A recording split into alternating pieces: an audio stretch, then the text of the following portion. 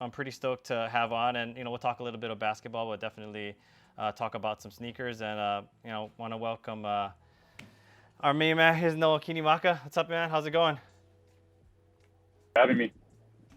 Hey, I think you're back now in Hawaii in Kaneohe, but you're actually been up in the mainland for a while. Talk a little bit about what you've been up to since people last saw you in a Kamehameha jersey.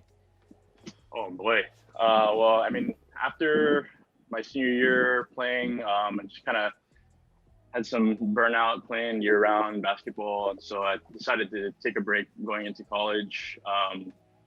Went to Seattle Pacific University for 4 years. I graduated with a degree in economics, and I was still able to hoop as much as possible in college, and um, we got to play like intramurals against not only like our university, but like some of the D1 schools in the surrounding area, UW, Seattle, and Seattle U, which was an awesome opportunity. Super competitive games, and it was just awesome to just be able to hoop kind of recreationally and still focus on school. But for the last 2 years, I've been working as an account manager at a company called All Star Directories. It's a digital marketing company, and thankfully, through the COVID pandemic, I was able to move home and still be working remotely. So, it's been good being back home. As we're probably going to get into talking sneakers later on, but I left most of my collection up in Seattle. So, everything we're going to see today is just what I've accumulated over the last 6 months. And I still think that's probably not going to be a bad haul, regardless. But we stay on that sort of the hoop side of things. And we were talking before we got on, and that senior year for you, which there's been a lot of basketball played since then, and obviously Kamehameha has had a lot of success since then too, with the likes of the teams of especially in recent memory with like Christmas Togiai and those guys. But that year I remember I think there was a certain group of guys that might have considered you guys are sort of coming off of what would be considered rebuilding in a way, right? I think you're kind of coming off the heels of Micah Christensen and sort of what had happened with those guys. But that team you guys put on the court that year, was definitely made some noise. And it was kind of weird to say a down year and you were still ranked in the top 10, statewide. But I think one of the games that definitely was of note was when you guys faced off against Westchester in the Ilani Classic, and you see some video here. But what was it like, or sort of take us through playing in the Ilani Classic against the likes of this, some of the opponents that you guys did face? For sure, yeah. I mean, it's always a privilege to be able to play in the Iolani Classic. I played for 3 years, sophomore through senior year, and boy, we got our share of L's in the first round, but we got to face. I think my sophomore year we played Orlando Christian Prep. Sophomore year, junior year we played the Oak Hill Prep, and then I think in that game we played against his name is slipping my mind, but he ended up going to the league for a little while. And then my senior year we played Westchester, and that was a really good game. Even though we lost, it was still a great opportunity to play that prime time, like 8:30 slot, and just try our best to shock the world.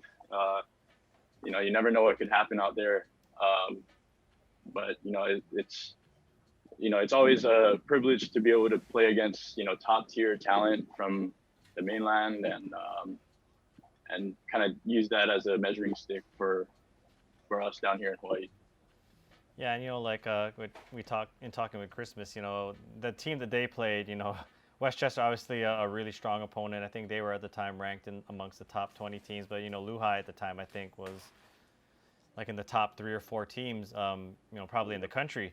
And a couple of guys on that team that that are playing now, they're starting in Division 1 basketball. So definitely, I think Christmas showed up for that. And you guys, the score not necessarily indicative, but I think Westchester, for all their size and length, you guys still gave them quite a bit of run early on. Obviously, some of that factored in, but that definitely I think helped you guys as you moved into the season. And obviously, I think in this particular year against Westchester, you guys ended up, winning the last 3 games. I think it was Moanalua, and then I think the two Asian teams I think were the 3 opponents. But I remember that Fushin team had like some size and stuff. I mean, no, they weren't. Yeah, they had some big boys.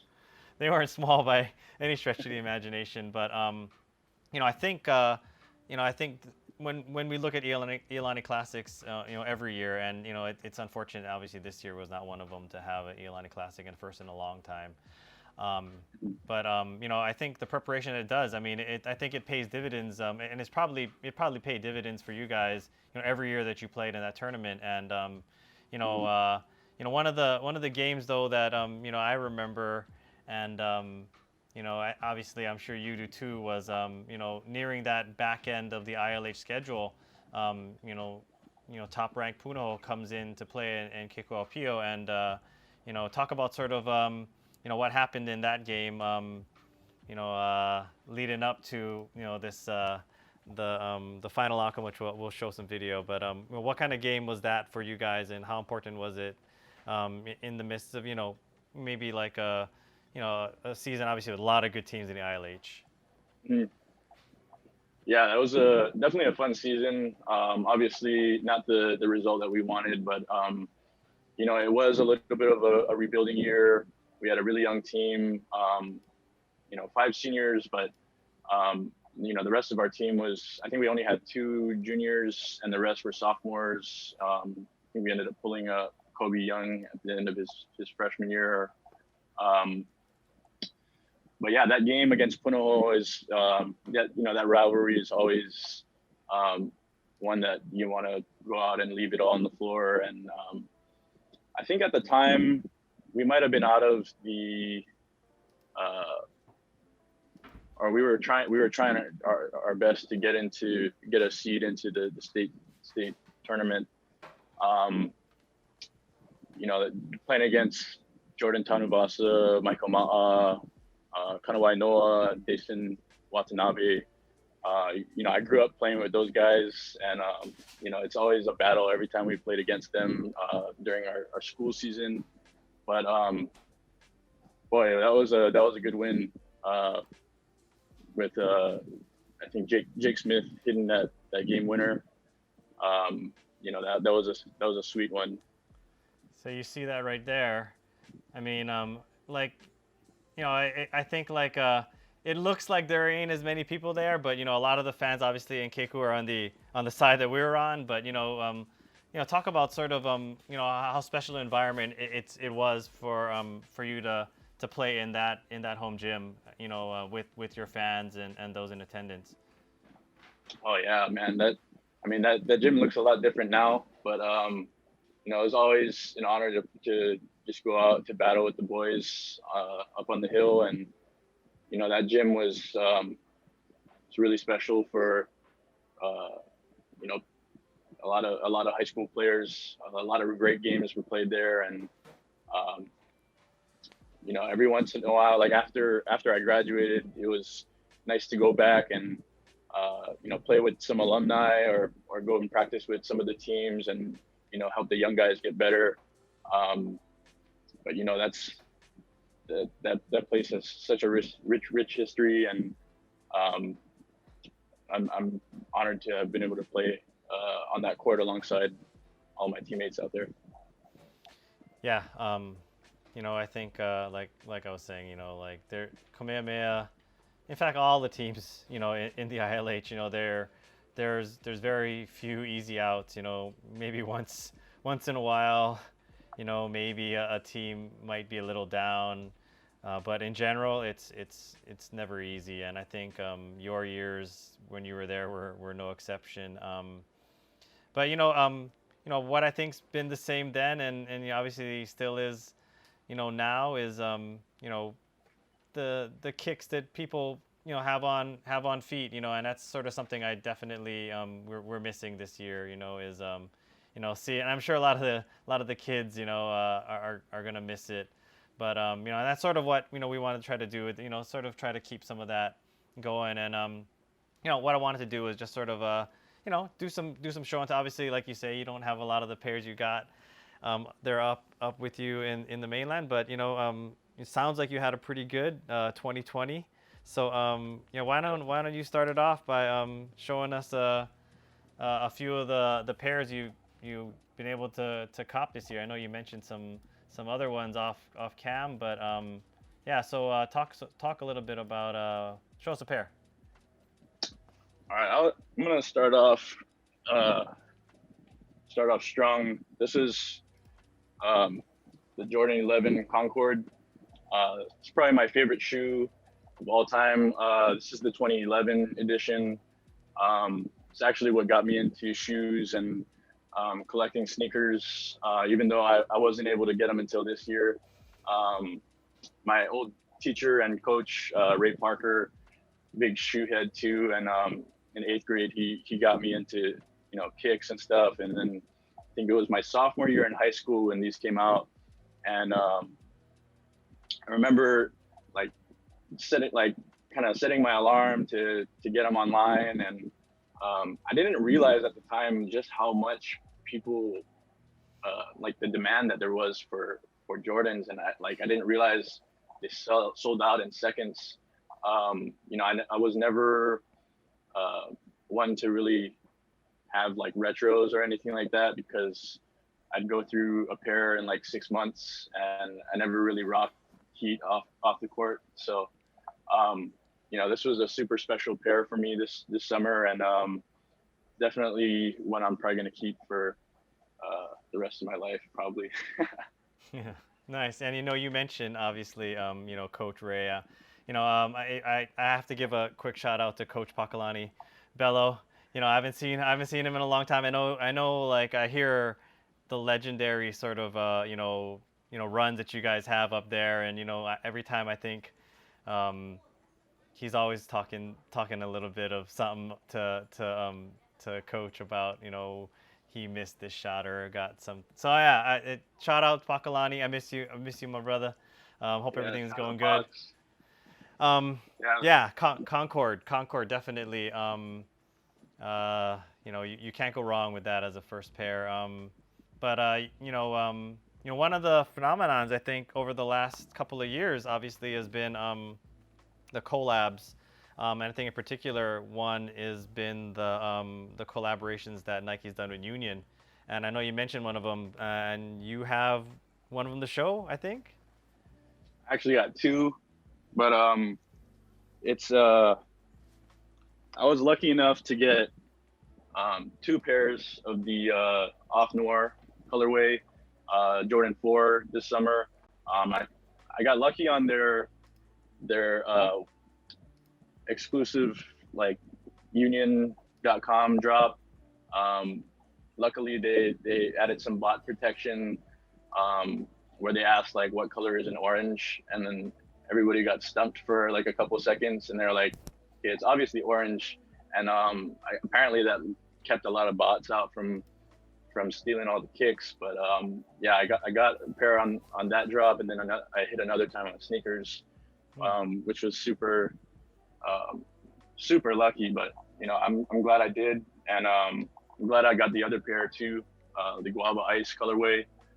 Um, I was unfortunate to not get the Jordan 1 collab with Union, Hmm. but I'm glad I got these. Yeah, I've I was about been to ask you. So of the two, here obviously is the blue, but if you could get one of the two, I mean, you after the black or the blue, or which one are you feeling? I've always liked the Storm Blue Jordan Mm-hmm. 1 more. That Union collab was like unreal, and I just think that when you put those like yellow goldenrod laces on them, that shoe just pops a lot more. But that the black teal colorway is also pretty fire. Yeah. So, and these unions, like if you talk about them from a resale perspective, obviously, they have been where they are and they're not going anywhere. So, yeah, Yeah, they're I not I'm going not down sure. anytime. Yeah, yeah. So, kind of a high price point there, but yeah. So Union obviously, they did it big with the ones, a few years back. Has it been that long already? And obviously this last set with the four and the Delta, those were, another pretty sought after colorway. But yeah, I mean, I guess you have some other is the four your favorite silhouette, or is it just sort of by what you were able to cop this year? um, it's starting to grow on me more because the more I wear them, the more I realize like how much more comfortable they are than ones and 11s, which are my other two favorites. Right. Um, Most of my ones are up in Seattle. Same with my 11s. The Concord is the only one I have here, but I also the 72 and 10 was the first Jordan I ever owned. My parents got it for me for Christmas, which was huge shout out to them for that. I also got some Space Jams. Um, but yeah, I've been kind of laying low on the 11s lately, and I was mostly looking for the retro ones lately. But it just so happened this summer I hit on the two Union pairs. I also hit on the early access for the Fire Red fours.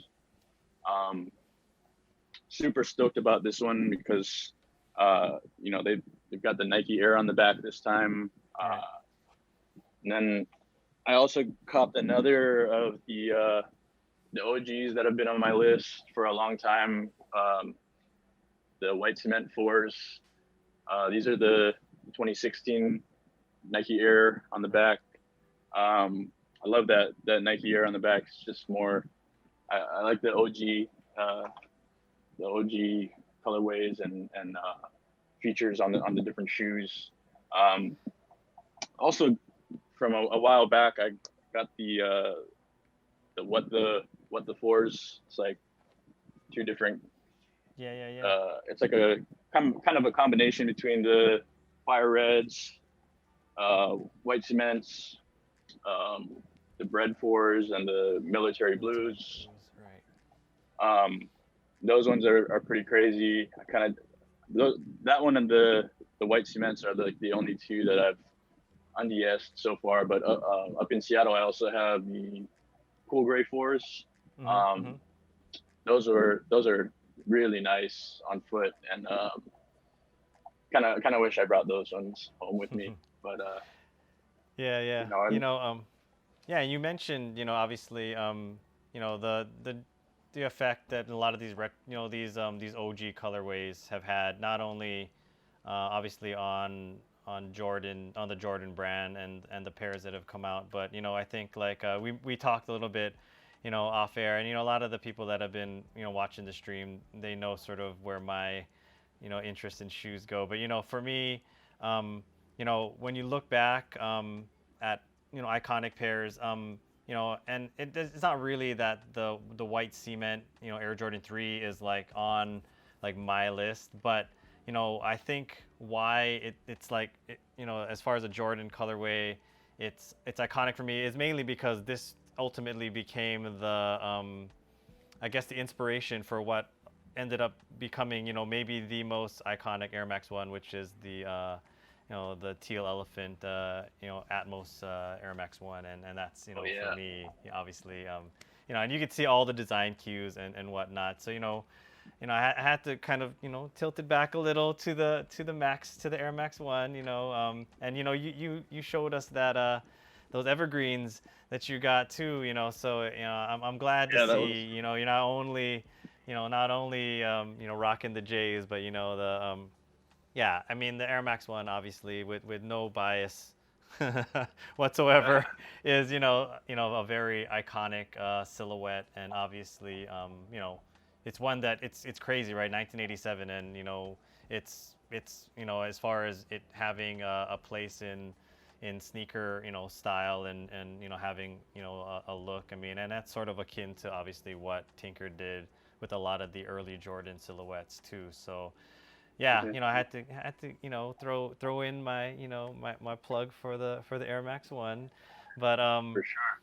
yeah, but Do you own a pair of those Atmos yeah, I Nike do ones? actually. I have them. Wow. I have them. And it's crazy to think like uh, I didn't get them early on. I kind of missed out, especially on that 2017, and then about 2 or 3 years ago. And shout out to John out at Truist. But I walked Truest. in one day, and me and John was talking, and he was like, "Hey, you should check out one of these pairs over here." He's like, "What's that?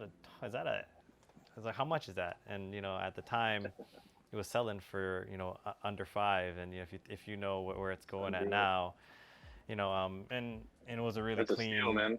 really clean, barely worn pair. So that one is one that I rock enough, and if and most real quote unquote sneaker guys will know if you don't put your foot in them and get the midsoles going, you're gonna end up regretting it down the line. So I wear them enough to obviously Sure.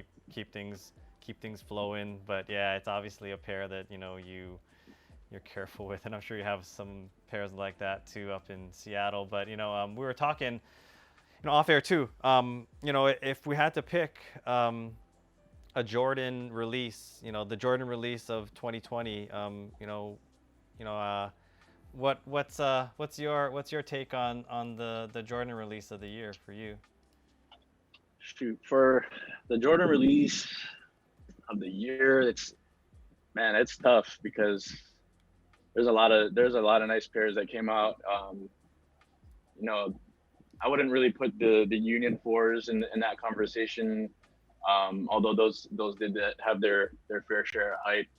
Um, I think in terms of hype, the Dior collaboration, they dropped the Jordan One High and a Jordan One Low.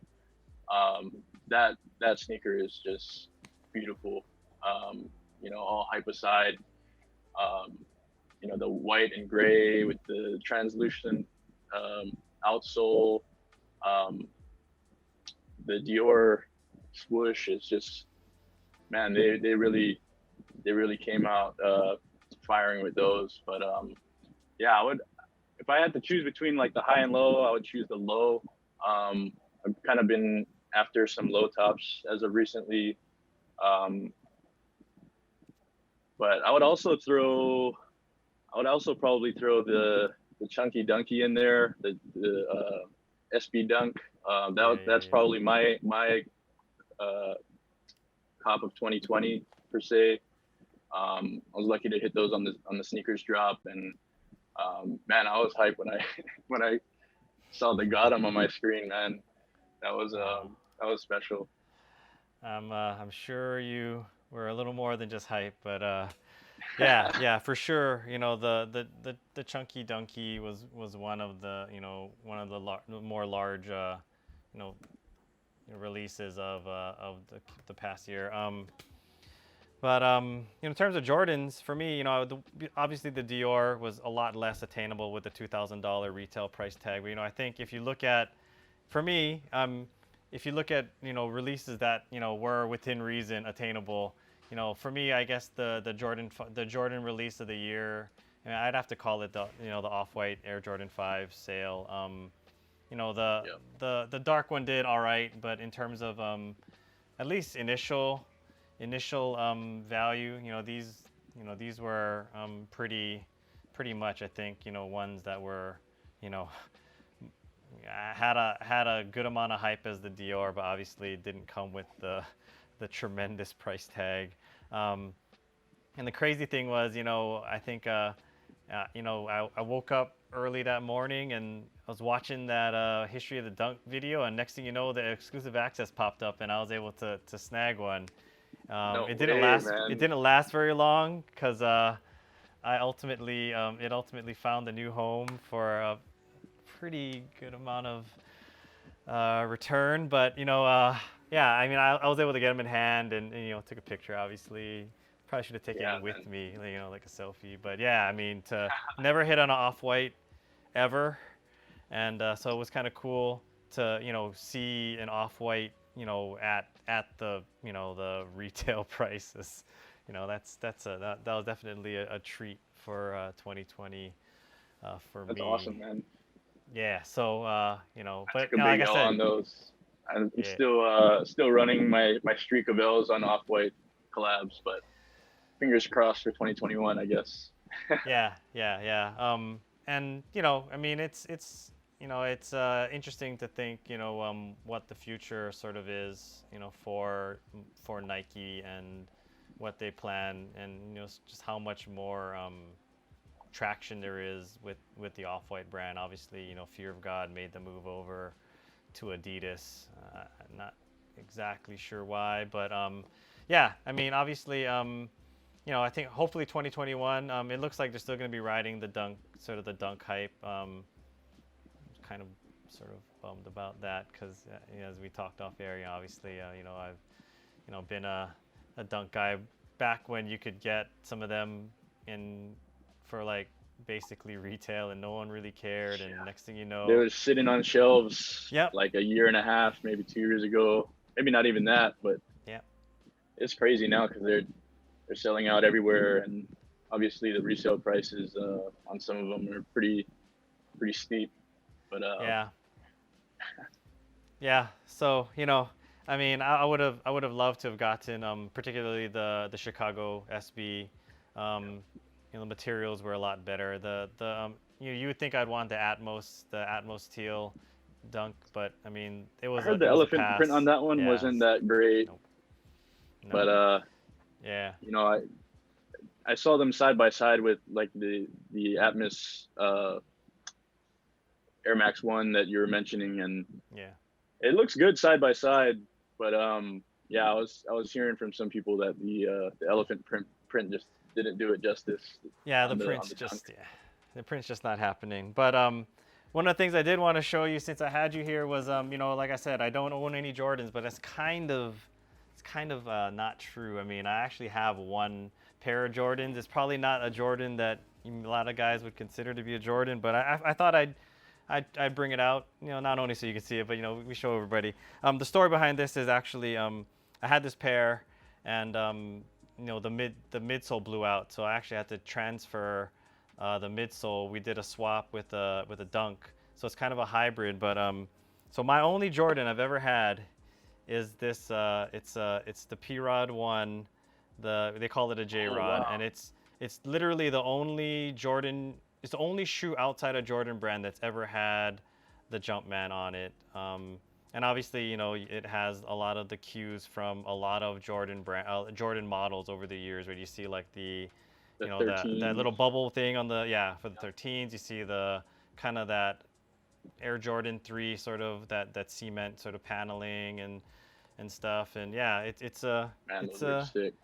it's a pretty, and this isn't what it looked like. If you look up the J Rod, you'll see it has like this different outsole, but this is the dunk outsole, and I did it before this whole dunk sort of hype train started. So we actually deconstructed like a pair of shoot, what were they? Anyway, it's a pair that probably is worth a decent amount of money now, but we took the sole off of it and threw it on there. But I think it came out pretty nice. But yeah, that's my one and only Jordan, and That's awesome, yeah, man. it's, That's a one of one now. Now yeah, that you did the yeah, soul swap and everything, yeah, that thing is special, man. That thing looks sick. yeah. It's Did that was kind of did cool. you swap it out yourself or? Yeah. So with the source out the donor pair, and we did all the did the gluing and stuff. It's mainly because I end up swapping a lot of Air Max One stuff because that it's pretty easy to swap, and that's I guess maybe why I like Air Max Ones is because you can grab an old midsole and throw it on a a shoe that blew up, and you got 10 more years or whatever. It's a Yes, sir. Jordans are the same way though in a lot of ways. I mean, there's a lot of similarities. When you go on like the Kobe's or the LeBrons or a lot of these newer models, they're just not they don't translate to being swapped. So I mean, you know, Right. um, there's something to be said for the retro market for sure.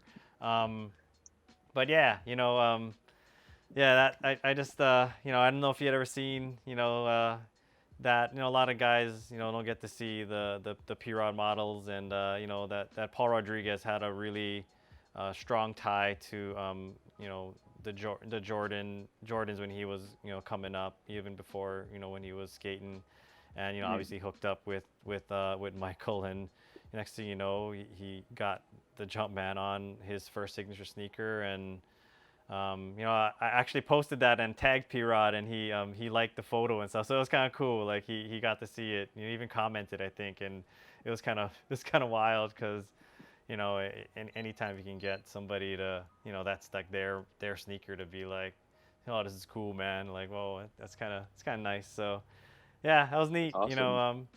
But yeah. So yeah, I mean, it's like I told you, I'm not really a Jordan guy. Obviously, it's important facet, and it's a really important facet of sneaker culture. And I'm glad that you're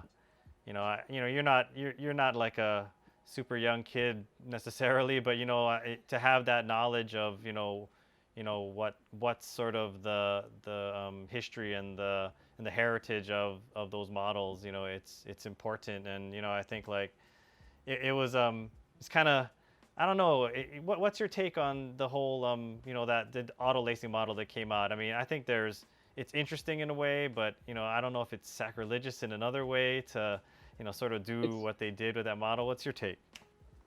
so I thought it was. I think they could have done a better job of, um, you know, the colorway that they put out. But when I read and watched more videos about it, um, someone was mentioning that it was Tinker Hatfield's goal, or his initial design was to have the Jordan 11 um, be a self-lacing shoe in the first place. So obviously they didn't have the technology back in the 90s, but um, it was cool that they kind of revisited that and implemented it onto the Jordan 11. Obviously, it's the first Jordan that's getting the adapt treatment. Um, but I thought it was pretty sick. Um, I don't know if I would be going after it with that $500 price tag, Yeah. but I think it's pretty true to its initial design. So I'm with it. If they released a nicer colorway, I'd probably go after it. Were you on that live when they made the early release? Yeah, I've been trying to keep up with those sneakers lives. Unfortunately, it hasn't really been paying dividends in terms of actually copying the sneakers for retail. But Yeah.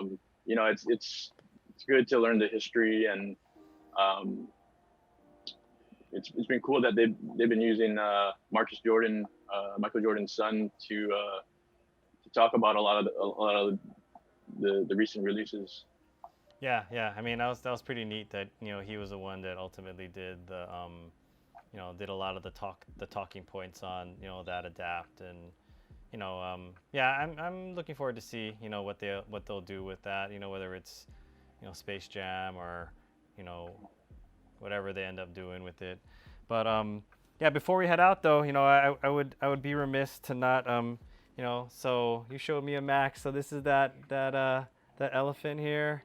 Like I said, I'm very, very fortunate. Again, shout out to Truist for making that happen. But yeah, there's a lot of other pairs that sort of have, maybe a higher price tag. A lot of the Parapata stuff, and like Kid Robot and some other pairs. But I think like there's a reason why this one was named the sneaker of the, was it the decade or whatever it was by Nike in some big voting in 2017 when, these got released in a special pack. So, it's Well, they're still in definitely, really good condition too. yeah, and hopefully we keep it that way.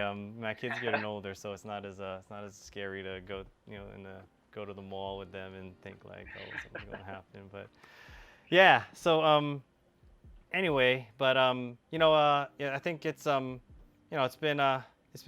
cool, man. I really you know, and it's just something like I said, we wanted to try to do, is to show you know, I think sneakers go hand in hand a lot of times. And maybe not always, but a lot of athletes, they because of the culture and how sneakers obviously tie into, what your means of expression obviously on the court or Hmm. on other, whether whatever the playing field is, you know, it's really good to kind of see, like guys, what they have and what models that they either covet or have or and so I think like this is something that we've been we didn't know we wanted to do, and obviously COVID sort of made this a necessity to try to look for different avenues of content to you know um,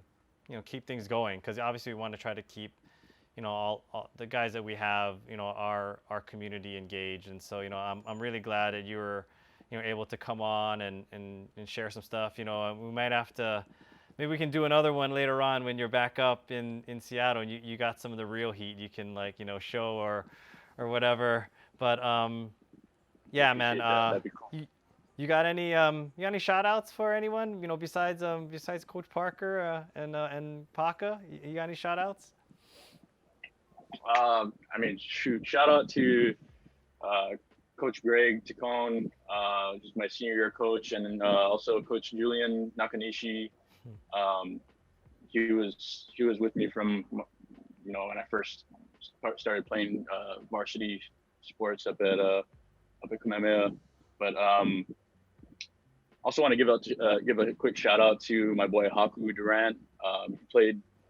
He played with me since kindergarten at Kamehameha, and he actually just started basketball training business with one of his family friends, and it's called Hale Hoops, and they're doing virtual training for youth hoopers. So Nice. if any of you viewers want to check them out, please do. They're doing some awesome things with that with their business. So Oh, cool. Yeah, and yeah, definitely shout out to Coach Julian. I just talked to him. Was it like 2 weeks ago, Julian? He's starting to get in to do some of these drone videos and stuff. He's trying to, I think he wow, wants to do that a little bit more. Obviously, he's probably not getting in the water nearly as much as he'd like, but big shout out to Coach Julian. I've known him since we both taught at Lanaki Elementary way back. I don't know how long that was, but yeah, it's just cool the guys. I mean, obviously, Coach Tacone, I miss you, man. I see you on Facebook, you selling your property, doing your thing. But Coach Greg, if you're tuned in or you watch this later, we miss you, and we miss you being, somewhere pacing the sidelines in your cardigan. And it's the quick sweater story vest. though. Quick story though. So we covered this game. I don't remember what year it was, but we were interviewing somebody. I forget who it was, and then like Tacone like comes on the side and he goes something like, "Hey, we gotta go. We gotta get on the bus." Just like he's talking to the guy's like talking to some girl someplace. Because we were interviewing someone else on the side, but I guess the other athlete was like somewhere a little further down. He's like, "Hey, we gotta get on a bus. Send her an Instagram or something." And like, we were just cracking up because like the way he said it, and it's like obviously that really isn't the way you send you don't send him an Instagram, but the way he said it was so classic. So you know yeah, I miss that guy, and his he's definitely someone that is a fixture for Hawaii high school basketball, and and it's Absolutely. looking back was cool to see him, on the sidelines. And we just talked the other week with Coach Julian too, about that year with Micah, and that team, and their run to a state championship. So Awesome, man. yeah, so yeah, definitely glad you were able to come on, and glad the power held on. I don't know, anyone else out in Kaneohe, hopefully, the power hasn't fluctuated anymore since then, but it was a little dicey. I'm glad we got through. But yeah, like I said, this is probably our last stream of 2020. Definitely looking forward to doing more of this in the coming year. And I don't know when you're heading back. You heading back up? Do you have any plans in stone yet to head back to Seattle, or? Nothing in stone yet. Things are still pretty crazy up there. Luckily enough, my company's office lease expired back in September, so we're gonna be chugging along remotely for the foreseeable future. Rumor has it probably won't go back to the office for another year or so. So, but I'm hoping to get back to Seattle in the next 6 months or so. Obviously, super happy to be home with my family and being able to see my friends and stuff, and just go to the beach. Yeah. I'm skipping out on a pretty cold winter right now, so definitely thankful for all of that. But it'd be good to get back to Seattle and settle down again. Yeah. Well, yeah, definitely glad you're, able to spend, and for a lot of us, spending time with family and friends, over the course of this has been, a nice little blessing, amongst whatever is sort of happening in the world. So yeah, enjoy your family and the time here, and we look forward to when you do get back up there, stay in touch, and maybe we'll bring you back on and show some more of your the more premium things you got in your collection. So thanks for coming on, though, and Yes, everybody, thanks for tuning in. It's been great fun doing this, to start, and we want to continue to do this in the coming year. So thank you guys all for your support. Drop us a follow if you haven't already on Twitch. We may be moving this over to Instagram Live eventually, but yeah, just want to thank you guys all. We may do another one in the new year, but before the new year. But if we don't, thanks everybody for your support, and we look forward to seeing you. On behalf of Noa Kinimaka, thanks for coming on, and we'll see you guys on the next stream. Thanks. Thanks, Brian. Appreciate it. All right, Happy later. holidays, everybody.